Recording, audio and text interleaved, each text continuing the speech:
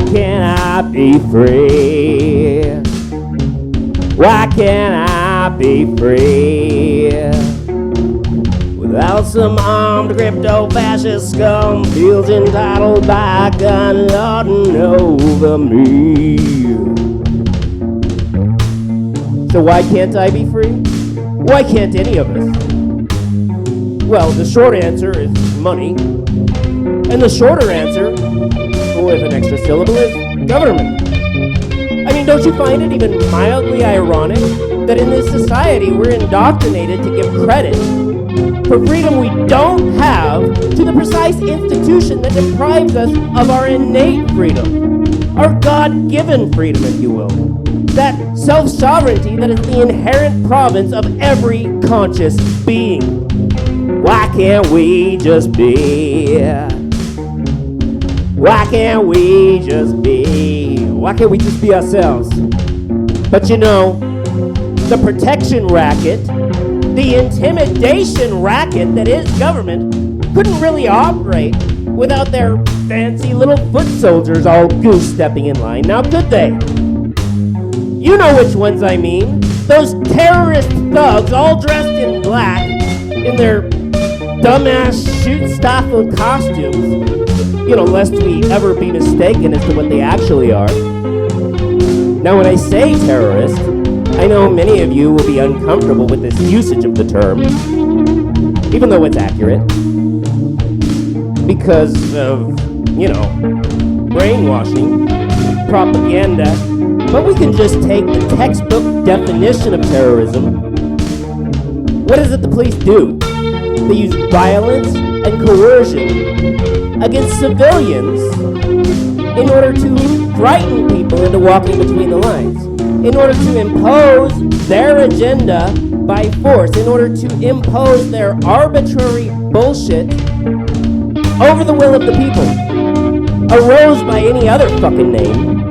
And you're gonna say, oh, it's not arbitrary, it's the law. It's not law. Gravity is law. That shit is legislation, and legislation is made the fuck up.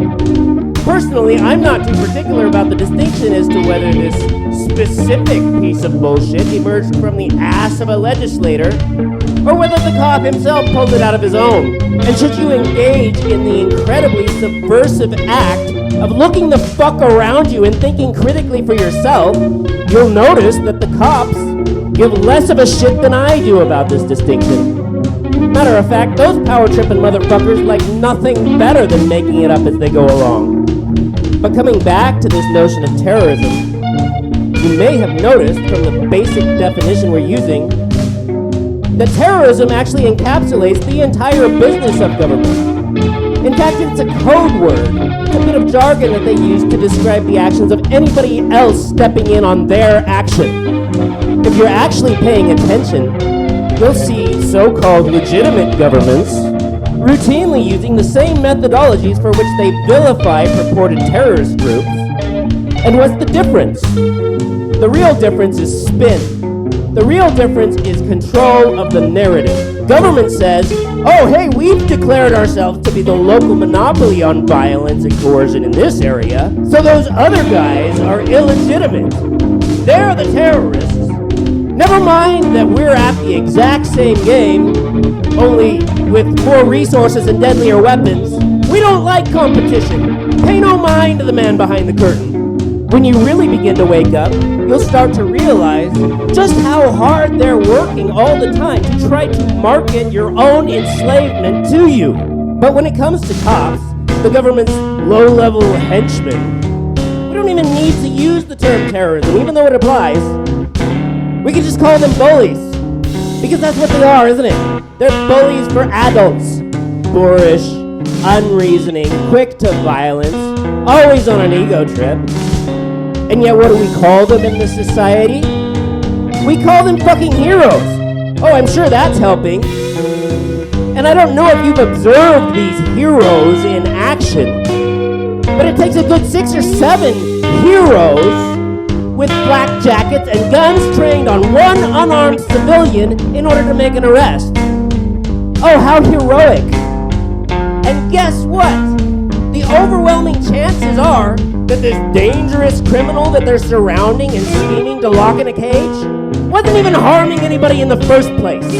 But of course it goes without saying that the cops don't have the balls to go toe-to-toe with peaceful protesters and dissidents without first making sure to come in mob-handed and armed to the teeth. So maybe it's just me. Maybe I'm just jaded. But you know what? That doesn't sound much like heroism to me. It sounds an awful lot like fucking cowardice. And the police are cowards. They are not heroes. Bear that in mind at all times. Not only are they cowards, but they're cowards who seek and feel entitled to impunity for all the rampant harm they do to society, always appealing to this ludicrous delusion of their own authority. But if you're going to be a violent thug using coercion and intimidation to impose your way, you could at least be honest about the fact. You could acknowledge it, rather than trying to legitimize tyranny by telling people it's somehow in their interest that you're usurping their innate sovereignty, or appealing to some hocus-pocus, divine right of kings kind of logic by saying, oh, well, this dumbass piece of metal on my chest shows that I'm official and that gives me the right to fuck with you. Fuck off. And then folks want to say, oh, cops are people too. Yeah, alright, remind them of that. But alright, cops are people.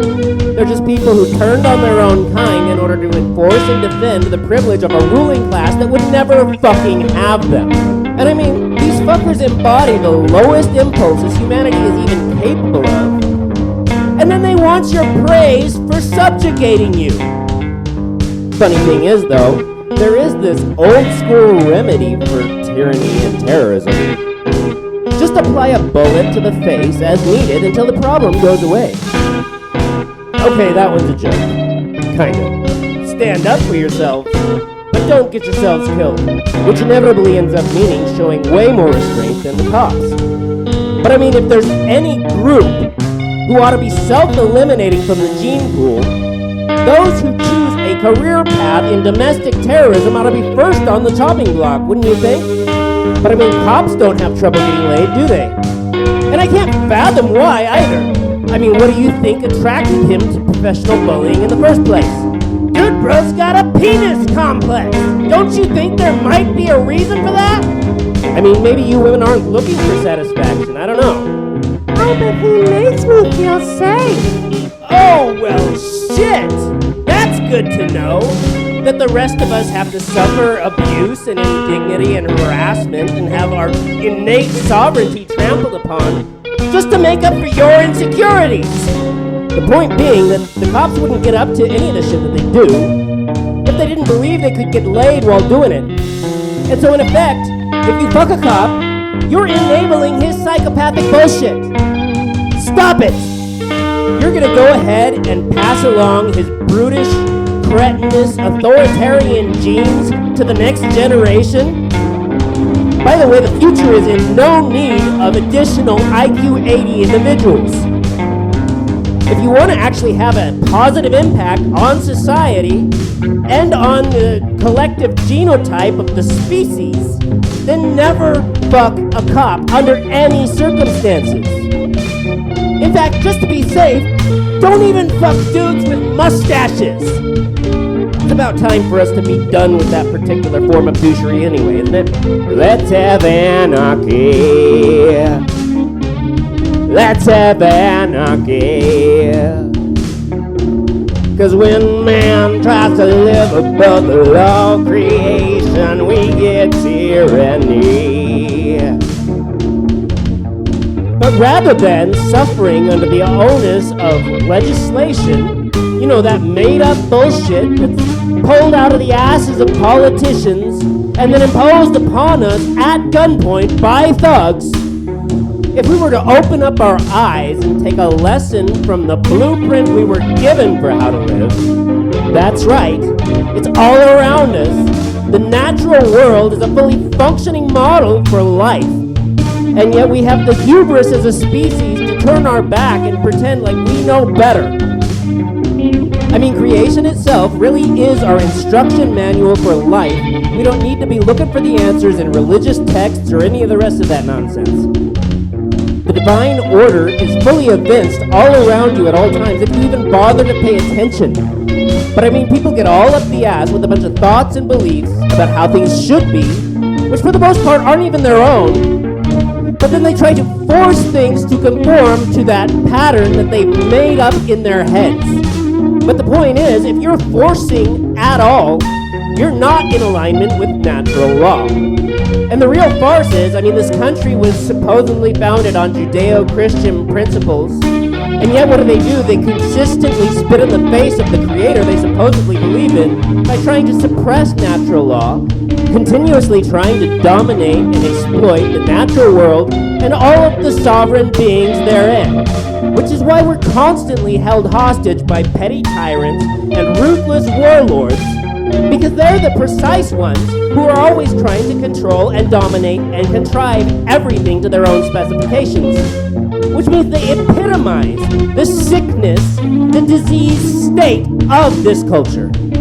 But if we created a society that honored natural law, that harmonized with the natural world and its self-correcting systems, that made room for the divine order of nature on this planet, then we would quickly realize that we don't need government, we don't need money, and we don't need religion. Humanity would be far better off without any of that shit. Let's have anarchy. Let's have anarchy. Anarchy forever, motherfuckers. Cause when man tries to live above the law of creation, we get tyranny.